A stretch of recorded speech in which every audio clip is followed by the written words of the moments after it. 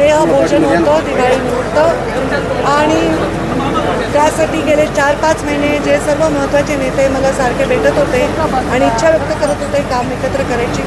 नियमांच्या हिशोबाने मी थांबले होते, पण आता सगळीकडे प्रवेश लोक घ्यायला सुरू झालेले आहेत आणि माझ्या जिल्ह्याच्या भविष्याला योग्य वाटतील असे आणि माझ्या पक्षाला ताकद देतील असे नेते सोबत घेऊन मी या निवडणुकांमध्ये उतरले. ताई, आपण जर पाहिलं तर अतिशय दुर्दैवी घटना घडली. बीडच्या एका लेकीनं आत्महत्या. कुठलीही टिप्पणी आता करू शकत नाही, कारण तपासाच्या डिस्टर्ब मला करायचं नाही. मी एसपींशी बोललेली आहे, मी तिची भेट तिच्या घरच्यांची घेतलेली आहे, मी स्वतः मुख्यमंत्र्यांशी बोलणार आहे. तिला न्याय मिळेल अशी भूमिका आणि असा तपास होईल. पण आपण स्वतःच काही स्टोऱ्या तयार करणं बरोबर नाही. मुलीचा विषय आहे, डॉक्टर होती आणि आत्महत्येचा विषय, तर तिच्या घरच्यांवर प्रेशर येऊ नये, कोणीही असे काही स्टेटमेंट करू नये अशी माझी विनंती आहे. जो कोणी त्याला जबाबदार आहे त्याच्यावर कारवाई होईल. ताई, आपण बघितलं आज 2 मोठ्या नेत्यांचे प्रवेश या ठिकाणी झाले, तर आगामी काळात असेच काही आणखी धमाका बघायला मिळाला दिवाळीनंतर?